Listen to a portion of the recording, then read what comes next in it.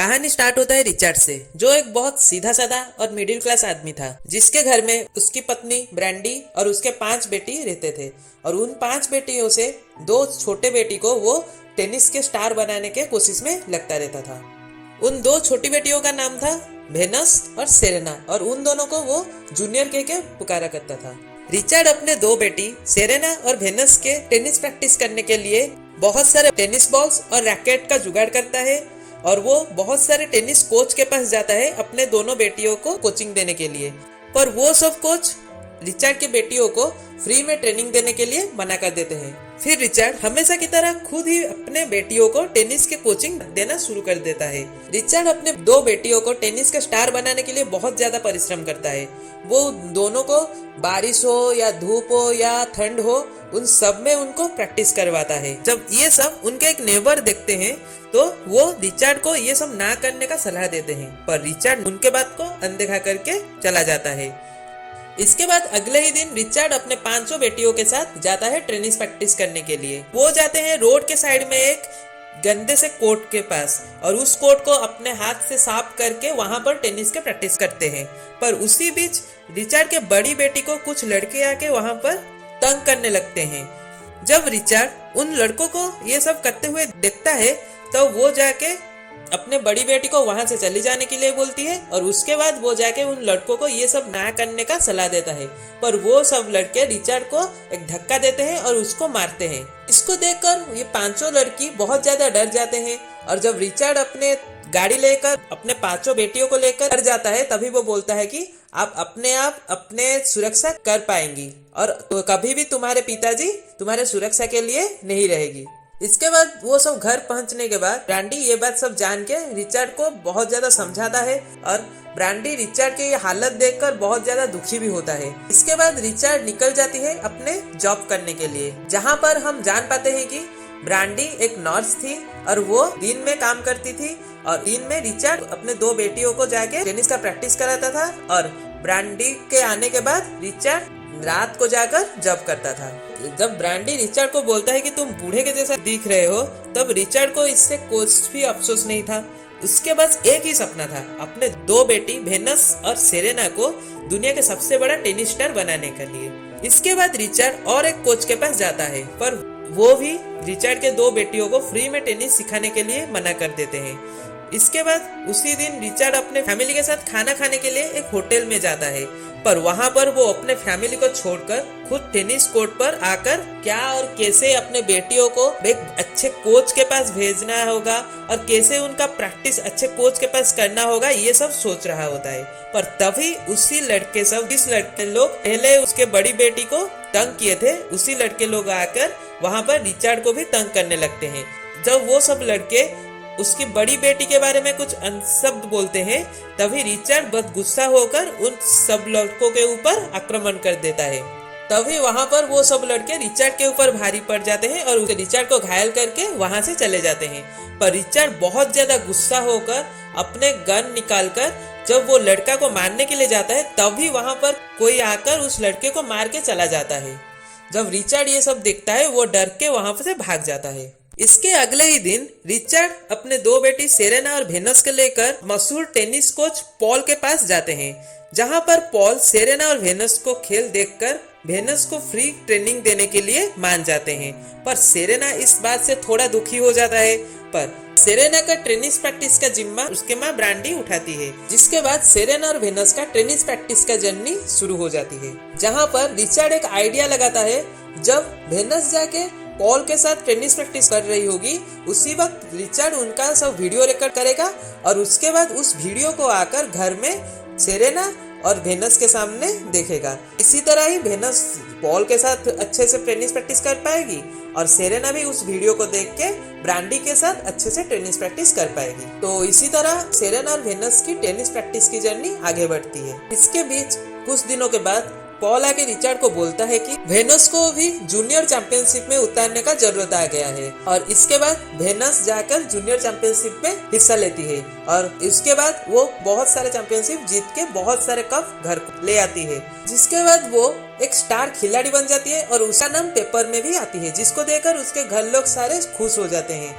एक दिन क्या होता है ना, जब वेनस एक चैंपियनशिप को जीतकर घर आ रहे थे रिचर्ड के साथ, तभी वेनस जिस लड़की के साथ खेली थी उस लड़की को हराने वो कैसे हारी वो लड़की उसका टांग खिंचाई करती है।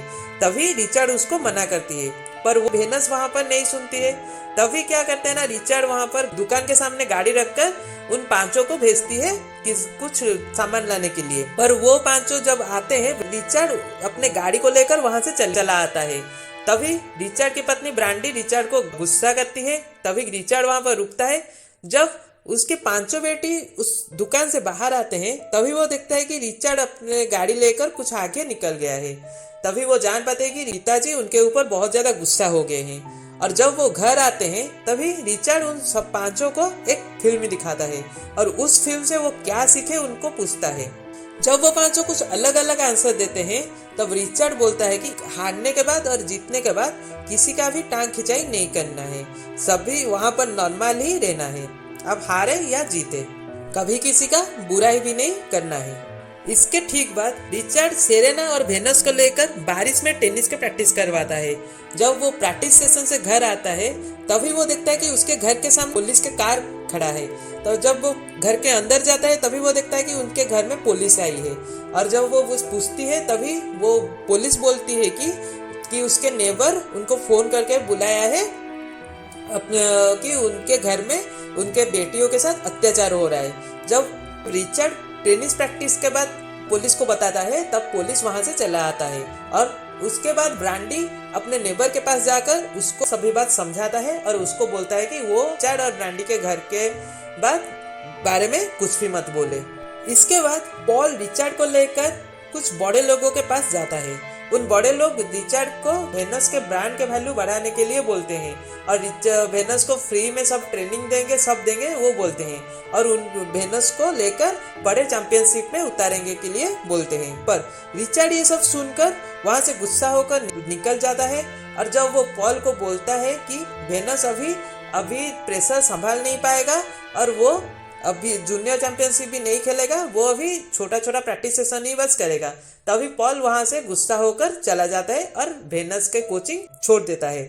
इसके बाद रिचर्ड और एक टेनिस कोच रिक के पास जाता है और रिक इन दोनों के टेनिस के प्रैक्टिस सेशन देखकर, इन दोनों के टेनिस के कला देखकर उन दोनों को फ्री में टेनिस कोचिंग देने के लिए मान जाते हैं। और इसके बाद फिर से इनका टेनिस का प्रैक्टिस शुरू होता है। जिसके बाद वेनस एक बड़े टूर्नामेंट के लिए जाता है, पर टूर्नामेंट से पहले उसका ब्रांड का साथ डील भी हो जाता है। पर रिचर्ड इस बात से भी खुश नहीं था, क्योंकि अभी भी वेनस के ऊपर वो कोई भी प्रेशर नहीं डालना चाहता था।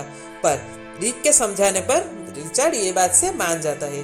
जब वो टेनिस टूर्नामेंट स्टार्ट करता है, जब वो फास्ट गेम खेलने के लिए जाता है, तभी वो इसी मैच को हार के कागर पर आकर भी जीत जाता है। जिसके बाद उसका जो ब्रांड वैल्यू था और उसका जो फैन थे वो बहुत ज्यादा बढ़ जाते हैं। इसके बाद वो सभी गेम को जीत के लास्ट तक जाता है। जब वो एक मैच को जीत कर भी हार जाता है अपने कुछ गलतियों के वजह से, तभी रिचर्ड आकर उसको बहुत सारा बधाई देता है और उसको संभालता है। और उसके बाद वो जब उस कोर्ट से बाहर जाते हैं, तभी वो सेरेना और वेनस देखते हैं कि उसके बहुत सारे फैन खड़े हैं, जिसको देखकर वो दोनों बहुत ही खुश हो जाते हैं और उन दोनों बहुत ही ज्यादा फेमस खिलाड़ी भी बन जाते हैं, खासकर वेनस। यहाँ पर ही कहानी खत्म होता है। इस कहानी के एक पार्ट में रिचर्ड ब्रांडी को बोलता है कि वेनस को मैं टेनिस के नंबर 1 खिलाड़ी के जैसा दिखना चाहता हूँ और सेरेना को मैं हिस्ट्री के सबसे महान खिलाड़ी के जैसा देखना चाहता हूँ। तो ये बात वो क्यों बोलता है?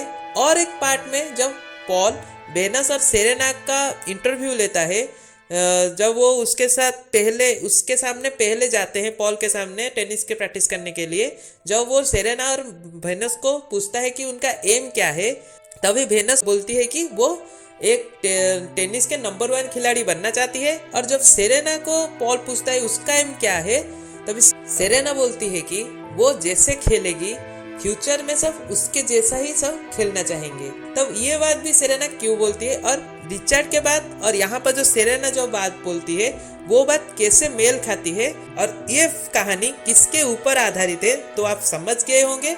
और नहीं समझे हैं तो उस बात को मैं आप सब लोगों को बताऊंगा मेरे अगले वीडियो में। तो मैं आशा करता हूँ आपको ये कहानी अच्छा लगा होगा। तो आप सुन रहे थे 2021 की बायोग्राफी जोनरा की मूवी किंग रिचर्ड की मूवी की एक्सप्लेनेशन फिल्म अविनाश की जुबान से। ये वाला वीडियो आप लोग को कैसा लगा आप मुझे कमेंट करके बताइए, और वीडियो को लाइक करिए, शेयर करिए और सब्सक्राइब करिए इसी तरह मूवीज का एक्सप्लेनेशन पाने के लिए। और मेरा इंस्टाग्राम आईडी का लिंक डिस्क्रिप्शन और अबाउट में है, जाके फॉलो करिए। तो आपको कुछ ओल्ड फिल्म अच्छा लगता हो और उसका एक्सप्लेनेशन सुनने के लिए आप चाहते हो तो मुझे कमेंट बॉक्स में सजेस्ट करिए। तो रहता हूँ, फिर मिलते हैं।